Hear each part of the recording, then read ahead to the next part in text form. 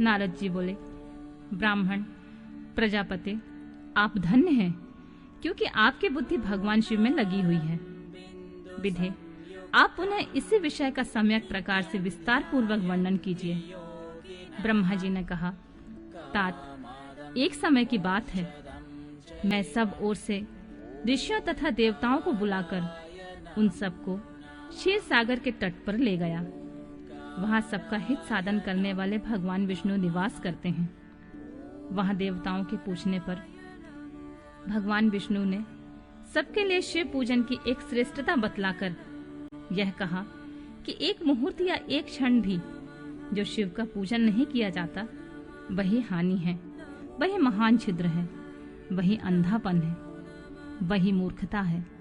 जो भगवान शिव की भक्ति में तत्पर है, जो मन से उन्हीं को प्रणाम और उन्हीं का चिंतन करते हैं, वे कभी दुख के भागी नहीं होते हैं। जो महान सौभाग्यशाली पुरुष मनोहर भवन, सुंदर आभूषण से विभूषित स्त्रियां, जितने मन को संतोष हो उतना धन, पौत्र, पुत्र आदि संतति, आरोग्य, सुंदर शरीर, अलौकिक प्रतिष्ठा, स्वर्गीय सुख, अंत में मोक्ष रूपी फल अथवा परमेश्वर शिव की भक्ति चाहते हैं, वे पूर्व जन्म के महान पुण्य से भगवान सदाशिव की पूजा अर्चना में प्रवृत्त होते हैं। जो पुरुष नित्य भक्ति परायण होकर शिवलिंग की पूजा करता है, उसे सफल सिद्धि प्राप्त होती है तथा वह पापों के चक्कर में नहीं पड़ता है। भगवान के इस प्रकार उपदेश देने पर देवताओं ने उन श्री हरि को प्रणाम किया।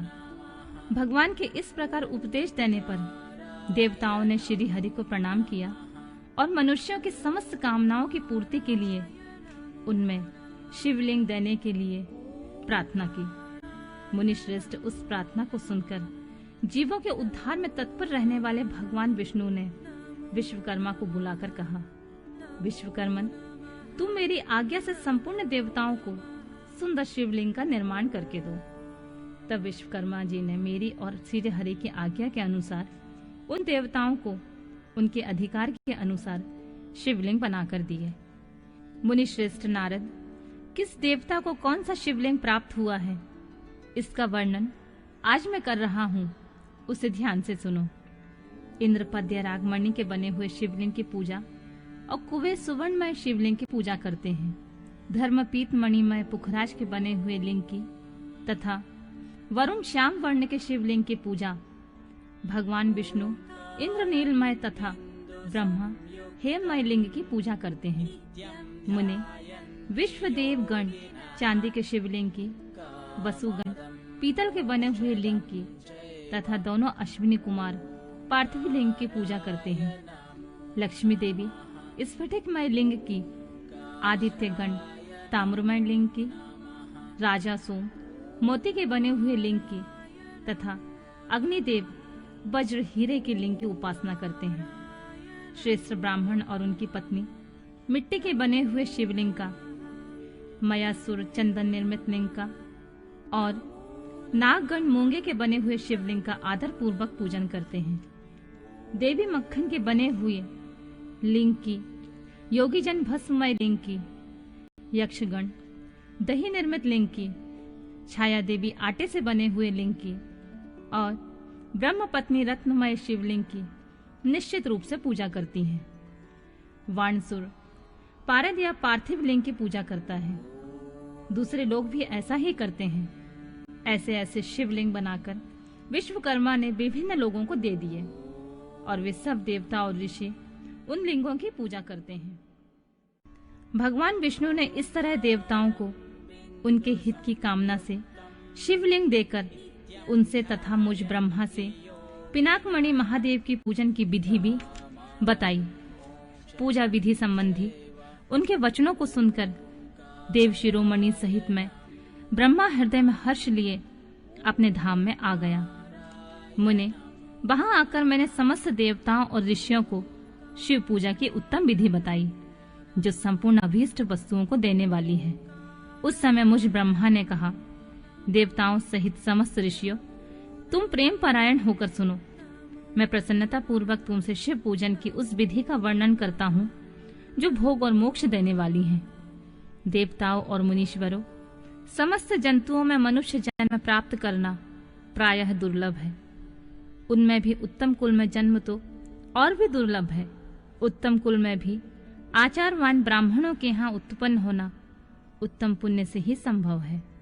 यदि वैसा जन्म सुलभ हो जाए तो भगवान शिव के संतोष के लिए उस उत्तम कर्म का अनुष्ठान करें जो अपने वर्ण और आश्रम के द्वारा शास्त्रों द्वारा प्रतिपादित है।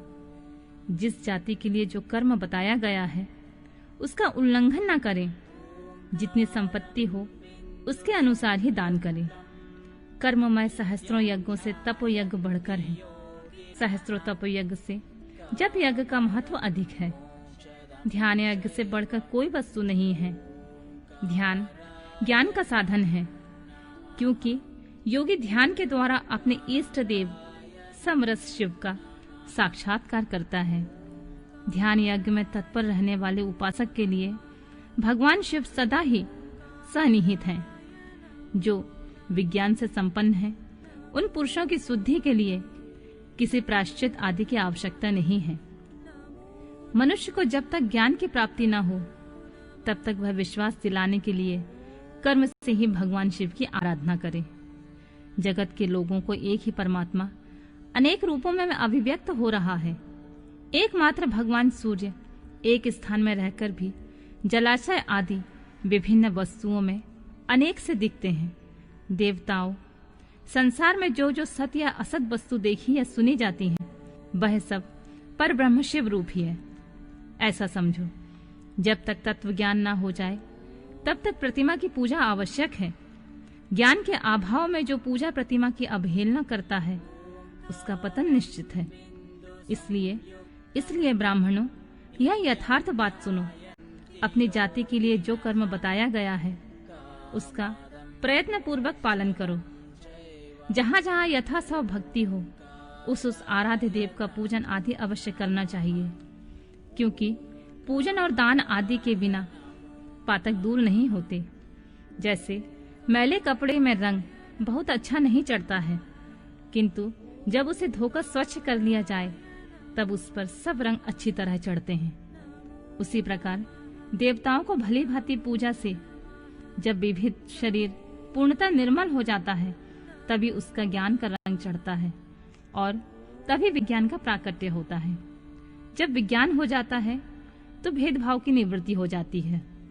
भेद की संपूर्णतः निवृत्ति हो जाने पर द्वंद्व दुख दूर हो जाते हैं और द्वंद्व दुख से रहित पुरुष शिवमय हो जाता है।